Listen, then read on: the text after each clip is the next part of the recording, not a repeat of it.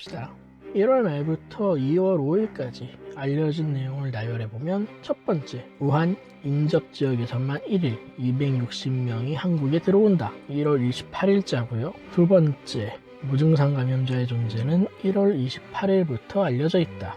세 번째, 한국의 검진 능력은 하루에 160명 수준이다.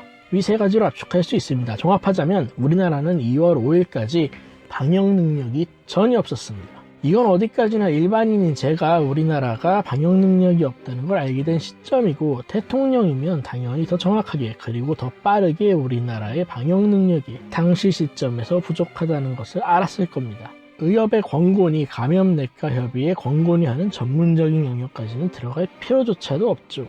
우리가 가진 검진 능력이 있고 입국자가 있고 장복기라는 게 있다는 것만 알면 그냥 사측연산 수준에서 방역 능력에 대해서는 답이 나오는 거죠. 3월 4일 강경화는 전 세계적 한국인 입국 금지에 대해서 여러 나라 외교부 장관과 통화를 했는데, 스스로의 방역 체계가 너무 허술하기 때문에 입국 제한을 한 것이고 한국과의 우호 문제와는 정말 관계가 없다는 한결같은 입장을 들었다고 설명을 했습니다. 그렇기 때문에 우리가 이 한국인 입국 금지라는 지구적 스탠스를 오해 없이 받아들여야 한다는 게 강경화가 하는 대답의 요지라고 볼 수 있습니다. 한국만 찐 따라서서 논리를 강제로 받아들여야 하는 게 아니라면 우리도 중국을 향해 당연히 내세울 수 있는 논리일 거고, 수치적으로도 우리가 얼마나 능력이 부족한지 뻔히 보여줄 수 있는데 왜 문재인은 중국인 입국 금지를 안 했나? 여기에는 의문이 들 수밖에 없는 거죠.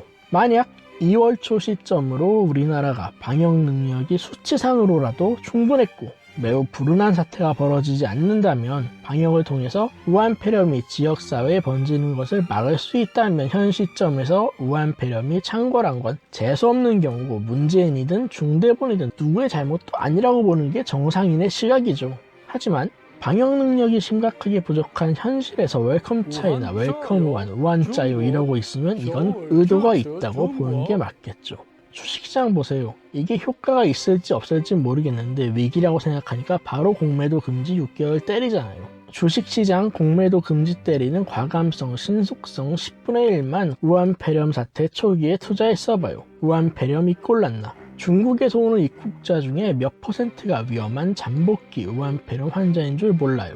그런데 문재인은 프리패스 시켰죠. 증권시장 예탁금 중에 몇 %가 공매도로 들어갈 자금인지 몰라요. 근데 지금 문재인이 입국 컷 해버렸죠. 일부 상정하기도 시간 아까운 종자들은 입국을 금지시키면 밀입국이 늘어나서 위험한 감염자가 돌아다닐 거라고 하는데, 같은 논리로 공매도는 현물인 주식 공매도만 막는 거지 코스피 선물 매도는 못 막아요. 이 기사를 보기 전까지 저는 그냥 문재인이 무능해서, 정말 너무 무능해서 오판을 거듭하는 줄 알았는데, 공매도 금지 기사를 보고 저 진짜다, 정치적 판단을 끝내고 우한 폐렴이 퍼지는 게 이득이 된다고 판단해서 그에 준하는 대처를 하는 거다 라는 생각이 들었습니다. 추측이죠. 그리고 그 기준에서 보면 이어서 영상을 만들겠지만 문재인이 이렇게 유능할 수가 없습니다. 그런 의미에서 우한이고 코비드고 코로나고 문재인 역병합시다.